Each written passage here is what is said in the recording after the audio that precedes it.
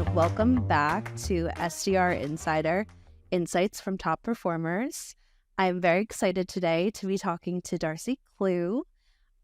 She is a former demandDrive colleague of mine, and we're excited to talk about the success versus failure in sales today.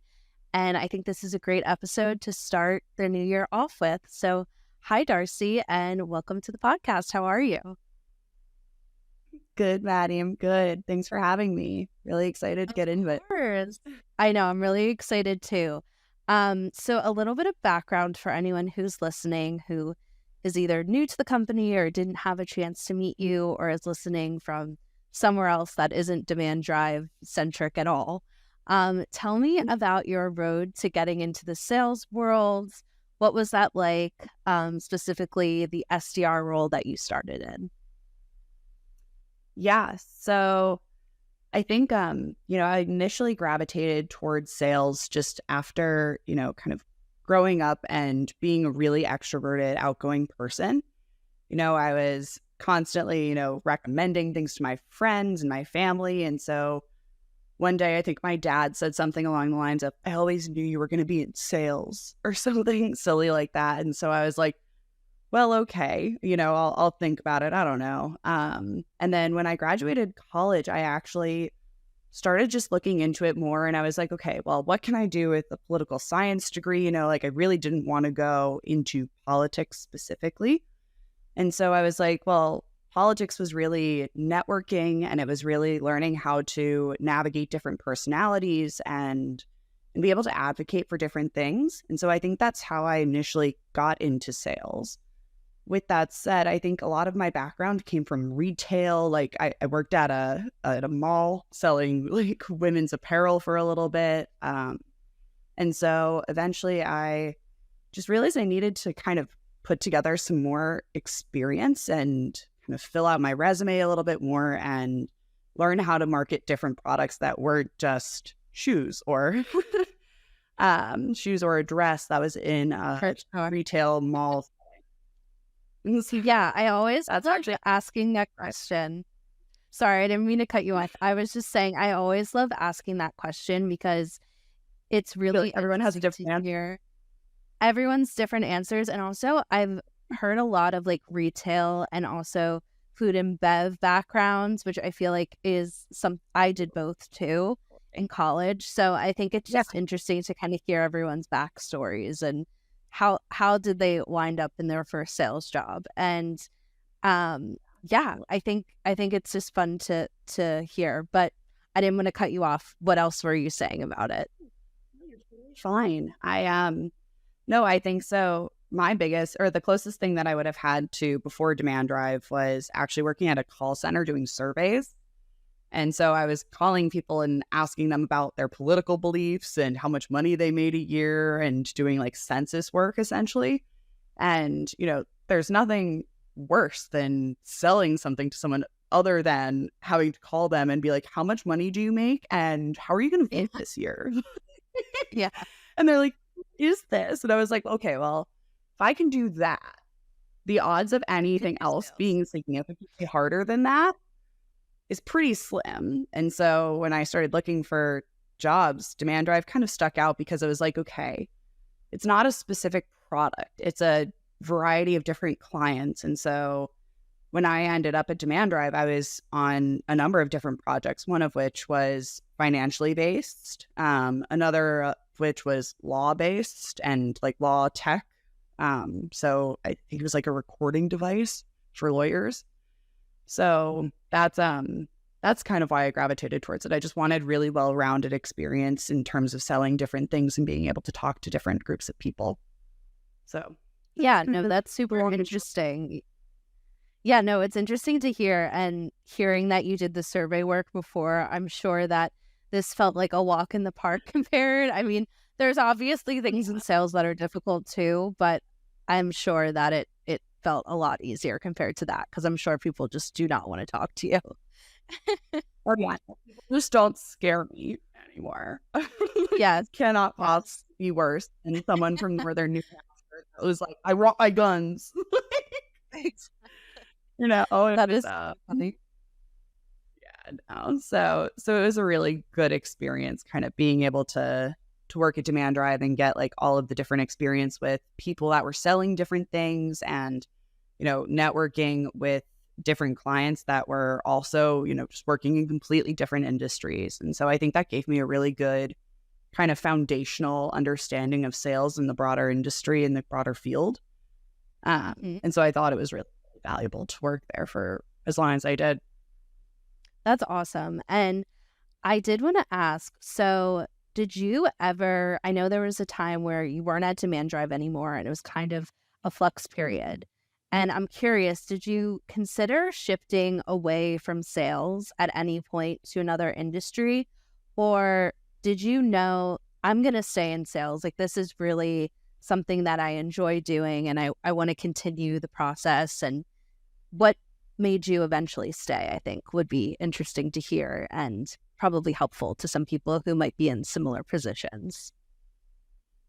Yeah, so it's funny when I left, or when I was laid off at demandDrive and my projects ended, it was definitely like a really weird time for me where I was like, oh, well, like, if these projects ended, like it must have been because I didn't sell them well enough, or I wasn't able to market it well enough. And so like it's really easy to kind of sit in those feelings of, oh, I didn't do something well enough. And so I definitely gave myself a little bit of time to feel that way, which I think is entirely reasonable, but towards the end I was like, wait, but like sales is kind of who I am. Like I'm constantly going out and making friends or marketing myself or networking. And I think, it's really hard to find a position that allows me to kind of have that side of my personality shine the same way that a sales role does, and being able to kind of apply those skills that I'd gotten at demandDrive to something else. I was like, okay, well, they're super transferable. I definitely poked around in a number of different fields and different industries. And when it came down to it, I was like, okay, well, what are the things I really liked? And, what, like, in terms of looking for the next role, what were the things that I wanted to find in it? So a lot of them just were sales-based roles. I liked the fast-paced. I liked the competition of it. I liked being able to interact with people on a daily basis, be very client-facing. And so I think a lot of that, ended me up in my next role, which is also sales now. And in fact, it's a similar-ish position to what I was doing at demandDrive, but it's a little bit more tailored to my interests. So, I really liked finance and I really liked being able to interact with those clients specifically. And so when I did find my current role, obviously there were different things that I was looking for than when I had my first job out of college, but the core beliefs of it were, I wanted to be able to kind of be in a selling environment. And I think like there's a certain breed of person that becomes a salesperson. And I liked being around those people, like the ones that were just hungry and driven and, really just wanted to like be powering through their day, if that makes sense. No, that totally makes sense. And as someone who also is kind of in a time of flux right now with projects, I can definitely relate to that feeling. I think it can be very overwhelming, and it's something that we all experience at different points in our career paths, especially in sales, because it is so ever-changing. So just on that note, I would like to hear if you have any advice or any tips that helped you kind of change your perspective during that time. Just to anyone else who might be dealing with something similar or maybe in the future or have in the past that kind of helped you change your perspective and your mindset. I'm curious if you have any tips. Yeah. I think I have a lot, I love being able to teach people things. But that's also a sales thing. But I think, in general, right, one of the things I said to you before we even hopped on this call was, if you haven't failed in sales, you also probably haven't succeeded, because I think a lot of learning and a lot of growth in sales comes from doing things wrong, like doing it wrong the first time or not succeeding at the goal and finding kind of the power and drive to go give it a try again. I think, when I was searching for kind of the current role that I was in, I'd really evaluated kind of what I wanted to be measured on. And I determined I didn't necessarily hate that I was being measured on like meetings booked or, how many clients signed on. But what I really wanted to find was somewhere that I was empowered to fail and try again. And finding teams and surrounding yourself with people that inspire that in you, I think was super important. And so that's definitely something I recommend to anyone who's looking into sales and making sure that they are really getting a good sense of the team and the culture, because I think that makes a huge difference. Second, I think being able to kind of take the rejection that you get in sales and turn it into something positive, right? Like, it's such a rejection heavy position and such a rejection heavy job in general that you have to have a bit of a thick skin. But I think it also is like learning how to navigate around that rejection in a way that's positive and conducive to you learning, as opposed to kind of retreating internally and, really faulting yourself for it. It's like you can fault yourself for it as much as you want, but eventually, like, you have to be able to turn it around. And that's what sales is. It's like getting rejection or getting objections and being able to turn it around and make it something that's positive for the person you're talking to, including yourself. Does that make sense? Amazing advice, like really amazing advice. And I think I'm happy you brought up that quote, because I was going to bring that up next, because when you said that on our, pre-call, kind of just catching up since we hadn't talked in a while, you said that quote and it really stuck out to me, and it really was what I wanted to base the questions for this episode off of, because I think it is so profound to say, you can't have success without failure. They come together. It's a package deal.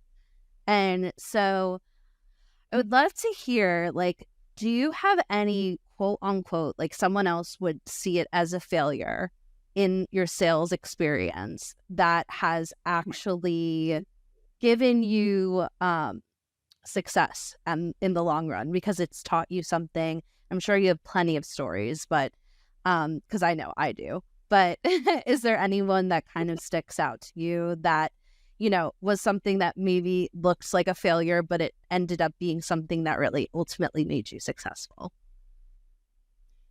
I mean, I think there's so many things that I have, made mistakes on or failed at over the course of just not we all have sales life. like there are so many things that I've done wrong or I could have done better at any given point in time that ultimately kind of framed my perspective moving forward. And I think, especially when I got laid off at demandDrive, and a lot of those feelings of like, I didn't hit my quota, or I didn't hit my numbers, for a certain period of time, or I didn't do something enough. I kind of took that on board, and there were certain things where it was like, maybe I wasn't as prepared when I was making these calls, or maybe I didn't put in the actual initial groundwork to really understand the product and the pain that people that I was selling to were experiencing. And so when I obviously got into a new role, and, I'm very happy in it. I've been here for a little over a year now.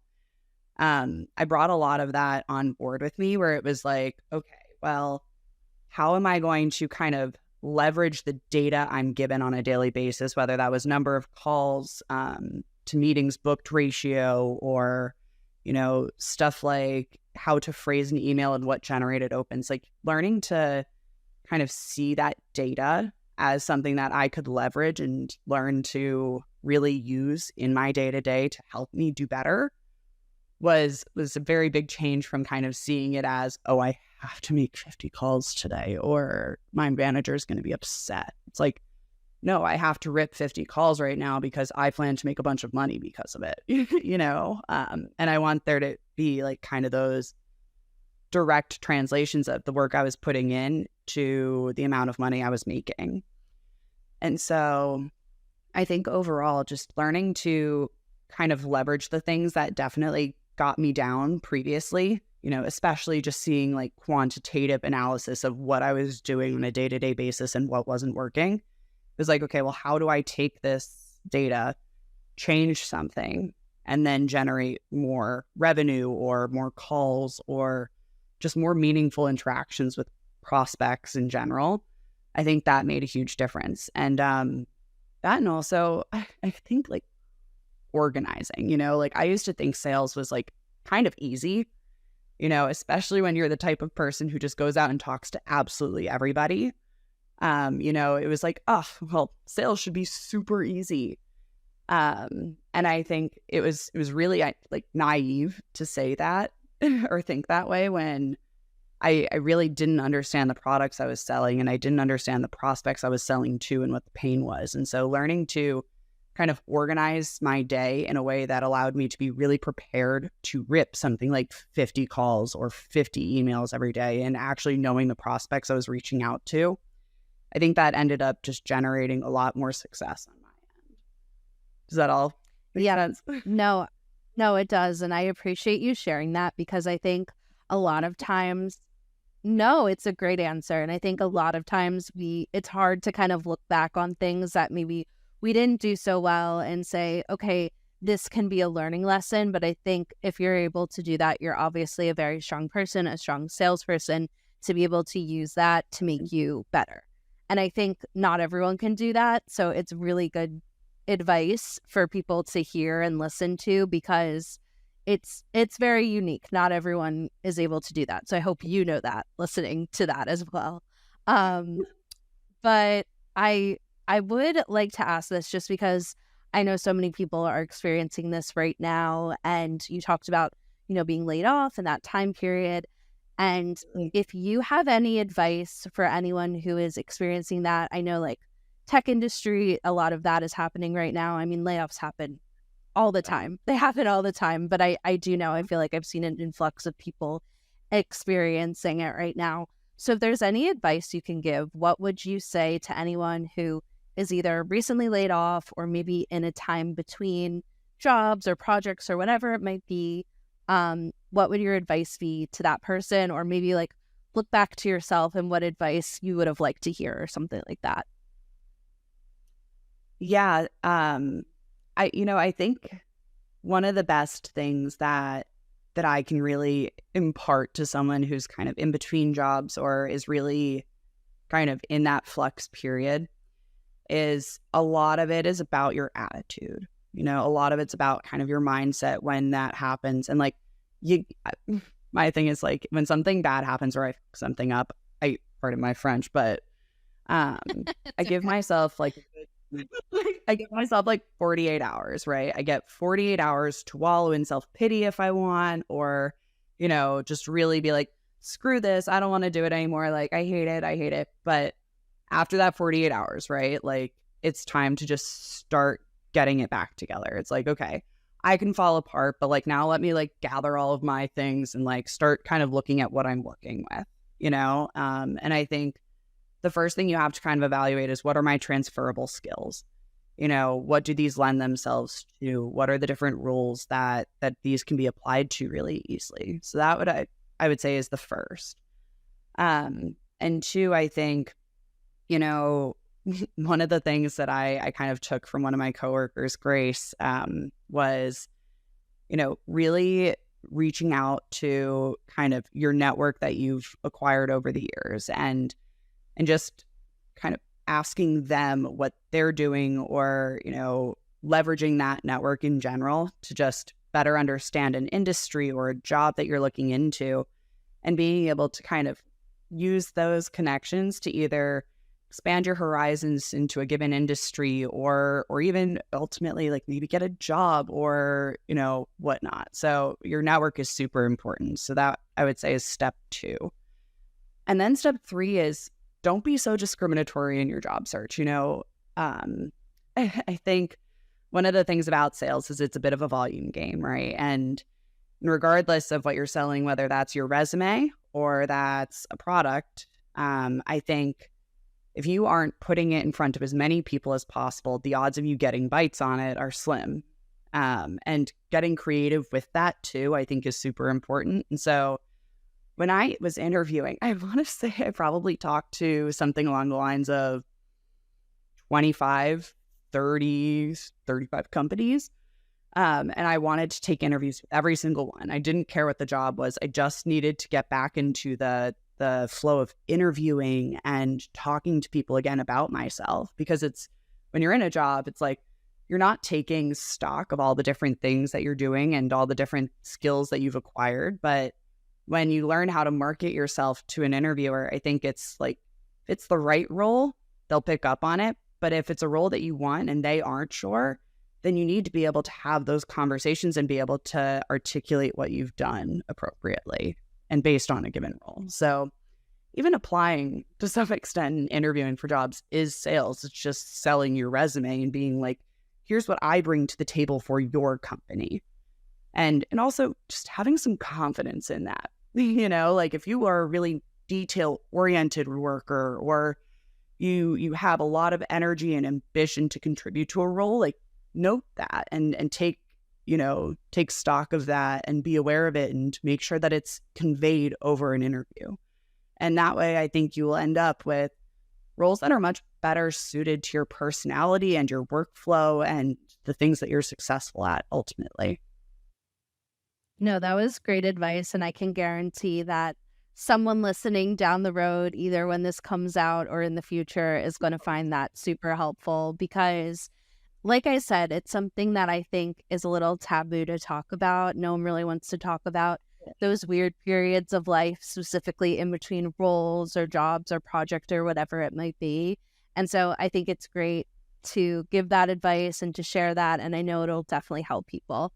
I would say that my main takeaway from this conversation and just chatting with you is the importance of failure and success. I think sometimes we think that those two things are not connected, but they are very much so. And especially in sales, you have to fail to succeed. And honestly, that's probably going to be some type of the title in some sense because I think it's just so great. But I would love to hear from you just after talking and all the different things we talked about.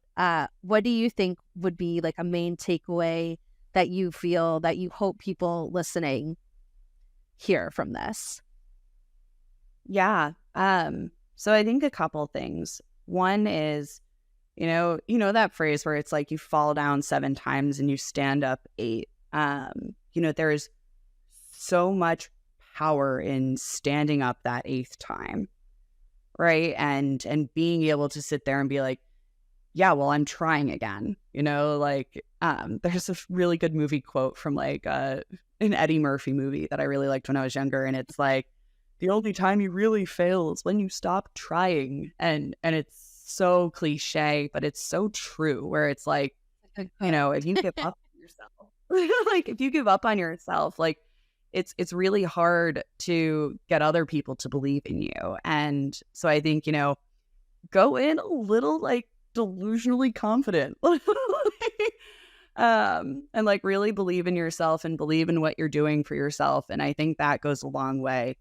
And then second of all, I think when you do find success, I think it is so important to send the ladder back down to other people who are struggling or want to get better, and really looking for those qualities of, like hunger and ambition in other people in sales. Because I think it's one of those jobs where if you don't have people who are kind of championing you, whether that's internally at a company or externally and you're just general support system, I'm going to shout out a couple people really quick, but when I first joined my company, there were women on my team, and it's a very male dominated industry, but there were 2 women, Grace Jablonski, Ring, and they both just like really took me under their wing when I first started and made sure that, the good qualities and the skills that I had not only didn't go unnoticed, but got channeled properly. And so I think it's really important, especially as salespeople, when it is such a competitive environment,